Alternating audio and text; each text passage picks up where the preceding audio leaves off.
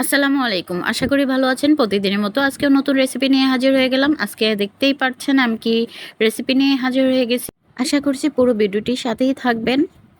আমরা কতভাবেই না কত রান্না করি। এভাবে রান্না করলে মুখে স্বাদ লেগে থাকবে। একবার খেলে বারবার খেতে ইচ্ছে করবে আর মেহমানদেরকে তাক লাগিয়ে দিতে পারবেন। এভাবে রান্না করলে এত টেস্ট হবে কখনোই কল্পনা করতে পারি নাই। চলুন তাহলে পুরো ভিডিওটা দেখে নেন। আমি প্রথমে এখানে একটা পাত্র বসিয়ে দিলাম চুলায়। তার মধ্যে পরিমাণ মতো তেল দিয়ে পেঁয়াজ কুচি দিয়ে পোলাও সাধারণত যেভাবে রান্না করে থাকি সেভাবে আমি নর্মালভাবে পোলাওটা রান্না করে নিয়েছি। 1 চা চামচ আদা বাটা দিয়ে দিয়েছি, দিয়ে পেঁয়াজটা ভালো করে আর আদাটা ভালো করে ভেজে নিচ্ছি।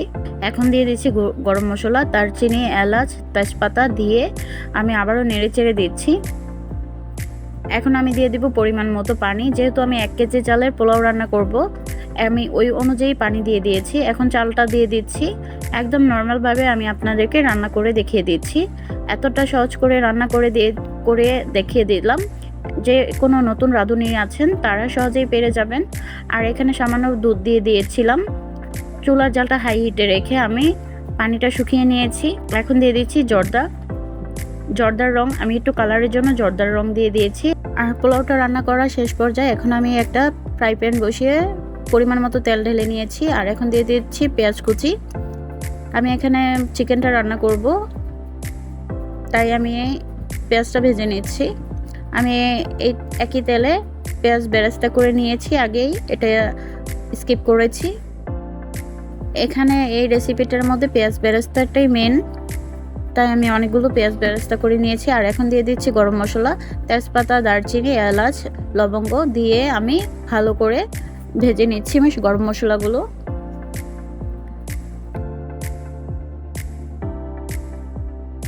আর এখন দিয়ে দিব আদা বাটা। আদা আর রসুন একসাথে পেস্ট করে নিয়েছি। আমি এখন আদা আর রসুন বাটা দিয়ে দিচ্ছি 2 চা চামচের মতো। আর দিয়ে দিচ্ছি জিরে বাটা 1 চা চামচ। এখন দিয়ে দিচ্ছি বাদাম বাটা দিয়ে মশলাগুলো ভালো করে ভেজে নিচ্ছি যেন কাঁচা কাঁচা গন্ধ না থাকে। ভালো করে ভেজে নিচ্ছি। এখন দিয়ে দিচ্ছি স্বাদ মতো লবণ। আর দিয়ে দিচ্ছি ধনিয়া গুঁড়ো, 1 চা চামচ ধনিয়া গুঁড়ো দিয়ে দিয়েছি। আর দিয়ে দিচ্ছি মরিচ গুঁড়ো, 2 চা চামচ মরিচ গুঁড়ো দিয়ে দিয়েছি। ঝালটা যার যার ইচ্ছে মতো দিয়ে নেবেন। অল্প একটু পানি দিয়ে ভালো করে কষিয়ে নেব মশলাগুলো। এখন দিয়ে দিচ্ছি চিকেনগুলো। আমি এখানে অল্প একটু দই মেখে চিকেনগুলো ম্যারিনেট করে নিয়েছি। এখন আমি ভালো করে নেড়ে চেড়ে দিচ্ছি। আমি এখানে 8 পিস চিকেন নিয়ে নিয়েছি। এখন আমি চিকেনগুলো রান্না করে নিচ্ছি। আমি মোরগ পোলাও রান্না করব একদম সহজভাবে। আমি কোনো ঝামেলা ছাড়াই আমি আপনাদেরকে এই দারুণ রেসিপিটা শেয়ার করছি একদম সহজভাবে। এখন দিয়ে দিচ্ছি 5-6টা কাঁচামরিচ আর দিয়ে দিচ্ছি পেঁয়াজ বেরেস্তা দিয়ে ভালো করে আমি চিকেনটা কষিয়ে রান্না করে নেব। এই তো দেখতে রয়েছেন আমি কিভাবে কষিয়ে রান্না করে নিচ্ছি। ভালো করে নেড়ে চেড়ে রান্নাটা করে নিচ্ছি। যারা নতুন রাঁধুনি আছেন তারা সহজভাবে এই রেসিপিটা ফলো করলে সহজে পেরে যাবেন। বাসায় একবার হলো ট্রাই করে দেখবেন কতটা টেস্টি হয় এভাবে করে রান্না করলে। আমি একদম ঘরোয়া মশলা দিয়েই রান্নাটা করে নিয়েছি। ঘরে থাকা যে মশলা আছে সেই মশলা দিয়ে এই মোরগ পোলাও রেসিপিটা তৈরি করে নিয়েছি কোনো ঝামেলা ছাড়াই, একদম সহজভাবে দেখিয়ে দিলাম। আর এখানে নিয়ে নিয়েছিলাম টক দই, সস, তারপরে কেওড়া জল, সাথে অল্প একটু জর্দার রং, দুধ, গুঁড়ো দুধও এখানে আমি একটা পেস্ট করে নিয়েছি। এখন দিয়ে দিচ্ছি। একদম সিম্পল ওয়েতে আপনাদেরকে রান্না করে দেখিয়ে দিচ্ছি। এভাবে করে রান্না করলে মুখে স্বাদ লেগে থাকবে। একবার রান্না করলে বারবার খেতে ইচ্ছে করবে। আপনাদের বাসায় অতিথি আপ্যায়নে এই রেসিপিটা এভাবে করে আপনারা অতিথি আপ্যায়ন করে নিতে পারবেন। একদম ঝামেলা ছাড়া সহজেই তৈরি করে নিতে পারবেন বিখ্যাত এই মোরগ পোলাও। এভাবে করে মোরগ পোলাও রান্না করলে সবাই আপনার প্রশংসা করতে বাধ্য হবে। পরিবারের সবাই চেটেপুটে খাবে। একদম সহজ উপায়ে আমি আপনাদেরকে তৈরি করে দেখিয়ে দিলাম। এখন আমি দেখেন কতটা লোভনীয় হয়েছে মুরগিটা রান্না করা।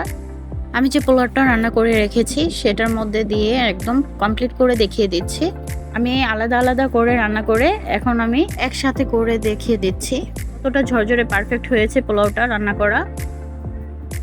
দেখতেই পেরেছেন আমি কতটা পারফেক্টভাবে রান্না করে নিয়েছি, সিম্পল ওয়েতে একদম সিম্পলভাবে রান্নাটা করে নিয়েছি। যারা নতুন রাঁধুনি আছেন তারাও একবার হলেও ট্রাই করে দেখবেন।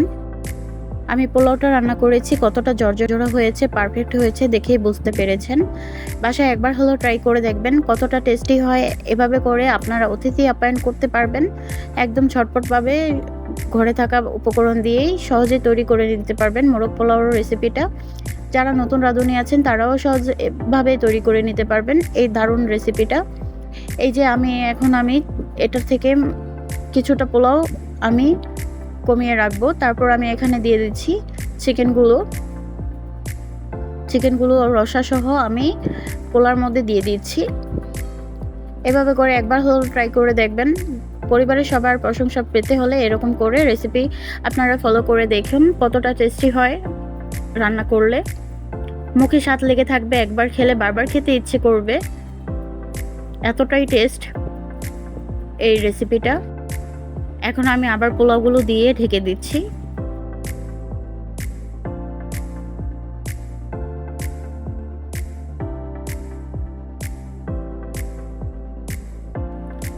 পেঁয়াজ বেরেস্তা দিয়ে দিচ্ছি। আমি কিভাবে পেঁয়াজ বেরেস্তাটা করে নিয়েছি একটু দেখে নিন। এখানে আমি পেঁয়াজ বেরেস্তা কিছুটা নিয়েছি আর এখানে দিয়ে দিচ্ছি গুঁড়ো দুধ।